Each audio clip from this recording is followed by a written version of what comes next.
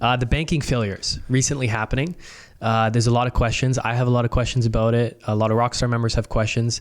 What exactly is happening with these bank failures in the US? What's going on from your perspective?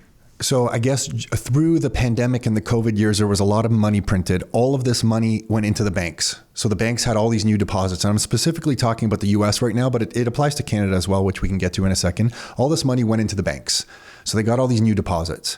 Now, the way the banks make money is they take those deposits and they do something with them. And the reason they do something with them is when people put money into a bank, they get a little bit of interest. And right now, over the last few years, as we both know, it's a tiny little bit. For the easy math, let's just call it 1%. So they get 1% on their money when they deposit it into the bank. So all this new money gets printed, it all hits the banks. Even if people spend that money that they got during the pandemic, it goes to a business that then puts it in the bank. So eventually, all this new money, even if people spend it, it goes in the bank somewhere. Personal bank or the business that they spent it on, it hits the banks.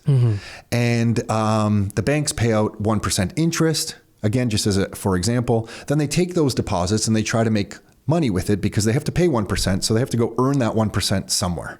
Now I'm glossing over a lot of details on the bank right now, but I'm trying to keep it super simple. So then they take that money and then they go buy things like treasuries. And these are debt instruments from the US government that pay out maybe 3%, let's call it, because rates have been pretty low. They haven't been paying out like 6 or 7% for a very long time, but they have been paying out something. So they paid out, let's say 3%. The banks then make the difference. If they're paying you, Anthony, for your deposit 1%, they make 3%, they make the spread 2%. Then what happens though, interest rates in the last year start to go up and up and up. The things the banks bought to earn the 3%, those treasuries, those bonds, they went down in value. So if they bought a whole bunch for, let's say, $1 million, the ones that were paying 3%, if there's new ones available on the market, and again, I'm simplifying here, but if there's new ones available on the market that pay out like 6%, well, the ones that were paying 3% aren't worth as much anymore. So the $1 million purchase that you made, no one's buying that off you for $1 million because they're like, shit, I'm just going to go buy these ones around the corner here for 6% because interest rates are higher now. I'm not going to buy yours. So here's where it gets tricky. If everybody goes to the bank, which is what happened in a few of these US banks and specifically Silicon Valley Bank, if they go and rip all the deposits out of the bank, if everybody's like, holy smokes, get your money out of the bank, well, the bank has to sell some of these things they purchased. And when those things they're selling that they purchased aren't worth as much as when they bought them, they can't pay out all their depositors. Because if they took $1 million in deposits and bought $1 million worth of these assets, these bonds, these treasuries, and then they sell them, but they're not worth $1 million, you now can't pay your depositors. If everyone's rushing with the money out the door, you can no longer get enough money to pay out your depositors. Poof, you go bankrupt overnight. And that's what happened. A bunch of people at Silicon Valley Bank said, oh my gosh, get your money out of the bank, get your money out of the bank. They all started taking their money out of the bank. Silicon Valley Bank had to sell some of these assets. These assets, because rates had gone up, weren't as worth as what they paid for them. So now they were in a loss position that they could hide. If nobody was taking their money out of the bank, nobody would know any better. The banks don't have to do what's called marking their assets to market. They don't have to market their assets. They could just hold them. People have deposits in the bank. Even if the bank can't pay all those deposits out, if they were to sell those assets, nobody knows. But when everyone goes for those deposits and rips them out of the bank's forced to sell these assets. So how did people catch wind of the fact that this was happening and start the bank? Good question. I don't know. There's lots of stories on Thursday morning that week that a few people started rumbling that there's problems at Silicon Valley Bank. And now with social media and text messaging, everyone can communicate that really fast. And now people can get digital access to their money, so you don't have to line up at the bank. So a bank run can be really quick. So bank runs typically are just psychological things where everyone's like, holy smokes, it's a loss of confidence in that bank. And now that this has happened, and the government in the US has stepped in and say, hey, we're going to guarantee the deposits. You're all okay. We're going to guarantee the deposits. Silicon Valley Bank is a critical bank. We're going to guarantee the deposits. I guess everybody takes like a sigh of of breath here. Sigh of breath. Is that a thing? A sigh of breath. A sigh of relief. Sigh of relief. They take the breath. So are they bailing out? So they're bailing out the depositors instead of the banks this time around? Yeah, they're Whereas bailing in out 2008, was it reversed? They bailed out the banks, but not the depositors. Yeah, correct. A little bit of a different situation back then. So regardless, they're getting bailed out. It's just... Well, the depositors are. They're saying they're not they're bailing out the banks. They're not bailing out the bank. That's the current message. But the thing here is the problem hasn't been solved. There's like 10 other banks, 100 other banks. Like how many other banks have the same situation? Yeah.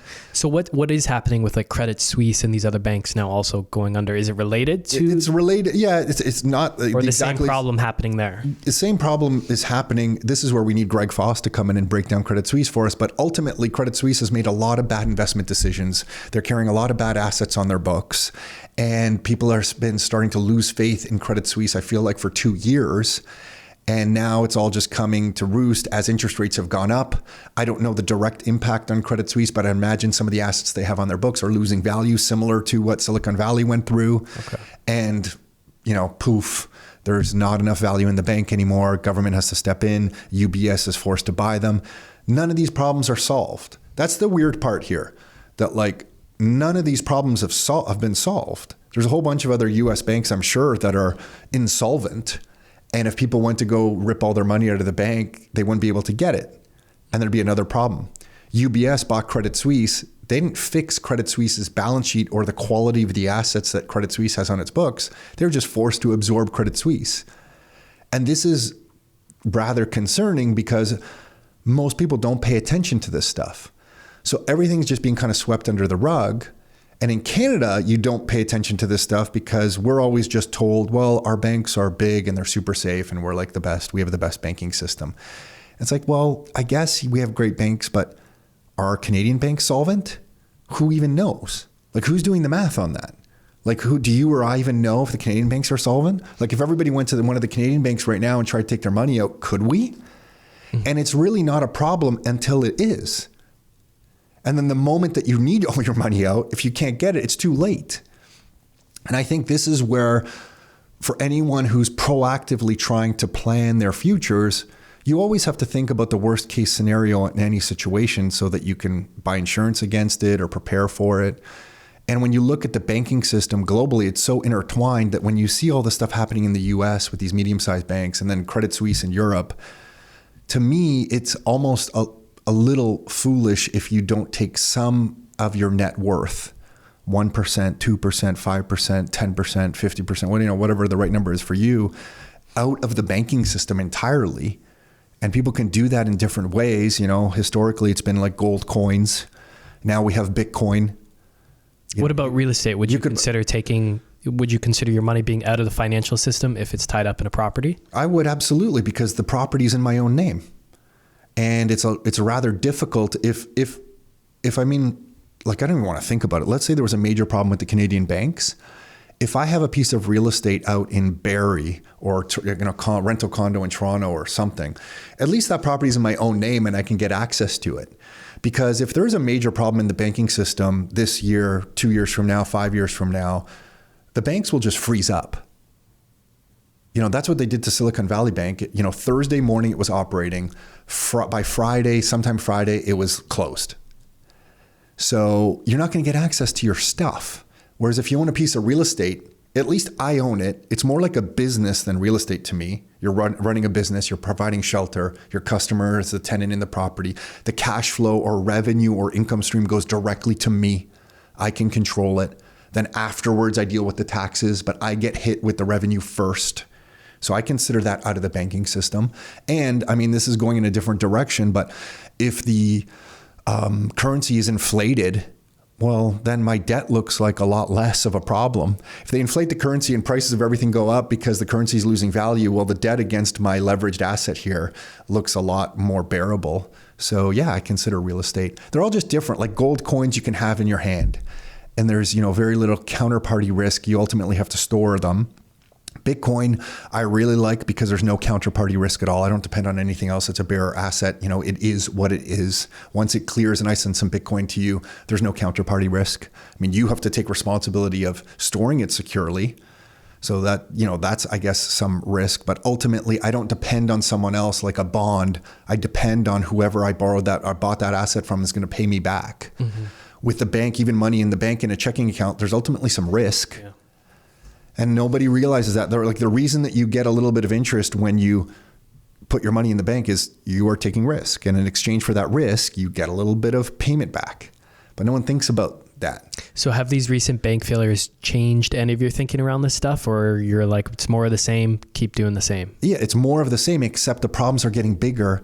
More of them are being swept under the rug. So I'm starting to get a little bit more concerned for the average Canadian or average person in the world who isn't paying attention to this and wakes up one day and says, oh, well, what happened? Why can't I get access to my money? Or why is my money worth less now? So for example, in the UK in the fall, interest rates have been going up for like a year and things are starting to break here and there. The one that broke in the fall was the UK pensions. The UK pensions, it was BlackRock or Blackstone or whoever it is, came out and said, listen, we have a market that's no longer liquid.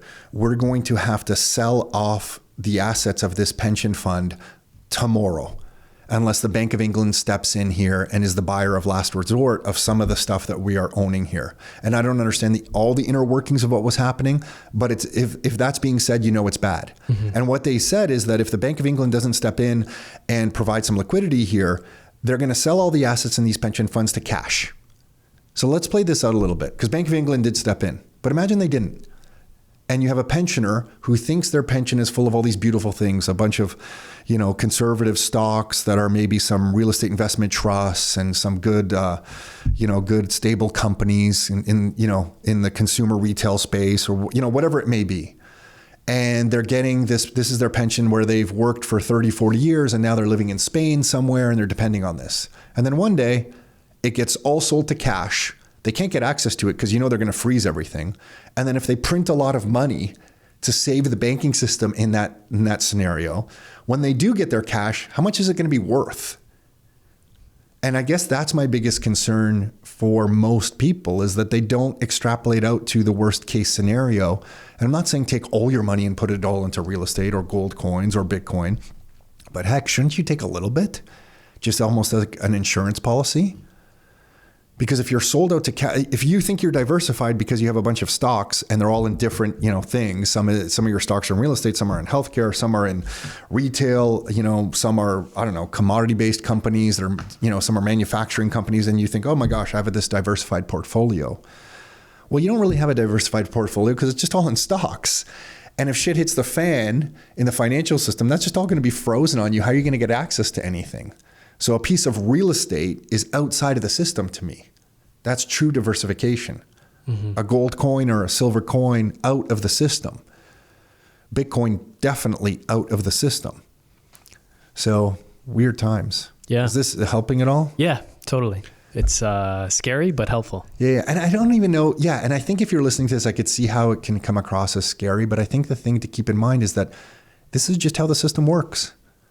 Like, it shouldn't even be something that freaks anyone out. This is just how the banking system works. Yeah. And we're coming to the natural conclusion of some of these things because the way the money system is set up on top of the banking system just produces these results. Mm-hmm.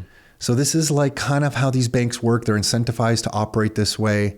So I think I myself personally and a lot of other people would just rather know the truth, because then you can make the best decisions. Like, I'd rather know this, even though it's a little freaky and scary, because then you can prepare yourself. Yeah. It ultimately is the better route, I think. Yeah. Great. So we're trying to shed some light on this, and now we just scared people. That wasn't the intent. That wasn't the intent. Anything else, or was that it? Nope, that's good. Thanks, Anthony. Yeah, thanks.